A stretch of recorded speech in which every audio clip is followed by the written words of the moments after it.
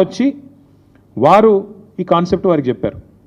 మీకు ఎఫ్ఆర్బిఎంను బైపాస్ చేస్తూ మీకు డబ్బులు తెచ్చిస్తాము, మీరు దానికి గాను మాకు డబ్బులు ఇవ్వండి, ఆ తర్వాత మీ ఇష్టం ఉన్న వాళ్ళకు భూములు అమ్ముకోండి. ఇది ఓవరాల్గా స్కీమ్. దీనిలో అన్ని నిబంధనలు మొత్తం అన్ని చట్టాలు నిబంధనలు సుప్రీంకోర్టు తీర్పులు అన్నిటినీ తుంగలో దొక్కారు. ఆర్బీఐ గైడ్లైన్స్ను కూడా తుంగలో దొక్కారు. ఎట్లా? I will explain to you. ఈ ట్రస్ట్ ఇన్వెస్ట్మెంట్ అడ్వైజర్ అనే కంపెనీ వారికి రాష్ట్ర ప్రభుత్వం ఇప్పటికే 170 కోట్లు, దాదాపు 170 కోట్లు, 169 కోట్ల చిల్లర వారు ఇప్పటికే లంచం రూపంలో చెల్లించారు. వాళ్ళు సరే దాన్ని కమిషన్ అంటారు, నేనైతే పక్కా చేసింది నేరం కాబట్టి లంచమనే అంటున్నా. ఆ ట్రస్ట్ ఇన్వెస్ట్మెంట్ అడ్వైజర్ వాళ్ళు ఇంకొక ఫైనాన్షియల్ అడ్వైజరీ సర్వీసెస్ ఫామ్ని ముంగట పెట్టారు. బీకన్ ట్రస్టీషిప్ అనే కంపెనీని రంగంలో దించారు. ఇదంతా కూడా ఏంటంటే ఒక స్కీమ్ ప్రకారం.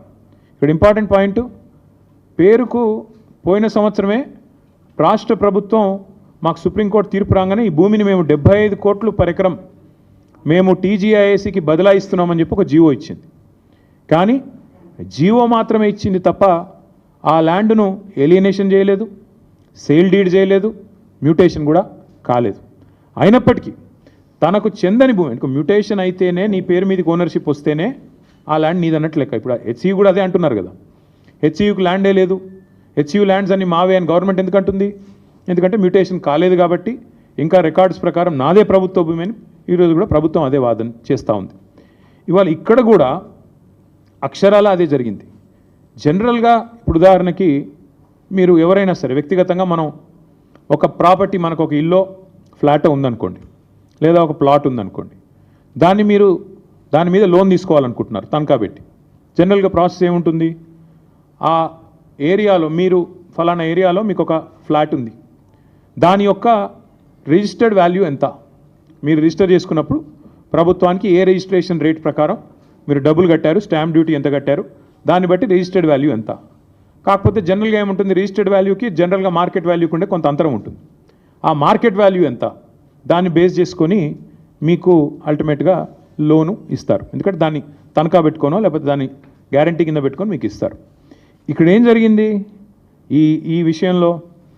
ఒకటి కాదు, రెండు కాదు, అన్నిటినీ తుంగలో దొక్కుతూ ఈ ఫారెస్ట్ యాక్ట్ కానీ ఇందాక నేను చెప్పినట్టు అసలు ఓనర్షిప్ లేదన్న విషయం పక్కన పెట్టి TGIAC has no ownership of the land.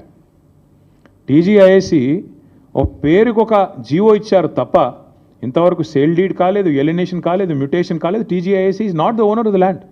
కానీ ఆ ల్యాండ్ను టీజీఐఏసీ, ఇక్కడ నేను ఊరికనేది మాట్లాడట్లేదు, this is the stamps and registrations department statement of encumbrance.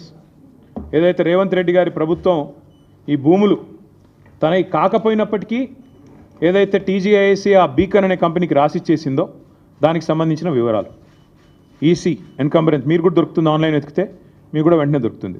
తనది కాదు భూమి, కేవలం జీవో ఉంది తప్ప ఈరోజు వరకు సేల్ డీడ్ కాలేదు, మ్యూటేషన్ కాలేదు. అయినా తనది కాని భూమిని తాకట్టు పెట్టి టీజీఐఏసీ ముఖ్యమంత్రి గారు అదేదో వారెవరో బ్రోకర్ సంస్థ చెప్పిందని పట్టుకొని పెట్టేసినారు. పెట్టేస్తే జనరల్గా ఏమవుతుంది, లోన్ ప్రాసెస్ స్టార్ట్ అయ్యేటప్పుడు 3-4 విషయాలు చూసుకుంటారు. ఏ బ్యాంక్ అయినా కూడా ఏం చూస్తారు?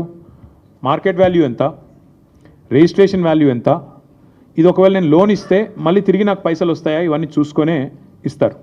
కానీ ఇక్కడేం జరిగింది, అసలు ఈ భూమికి యాజమాన్య పత్రాలు లేవు, రిజిస్ట్రేషన్ డాక్యుమెంట్ లేదు. That itself is a big crime. First టీజీఐఏసీని, ఇండస్ట్రీస్ డిపార్ట్మెంట్ని, ఇండస్ట్రీస్ సెక్రటరీని జైల్లో వేసేంత పవర్ఫుల్ ఎవిడెన్స్ ఇక్కడే ఉంది.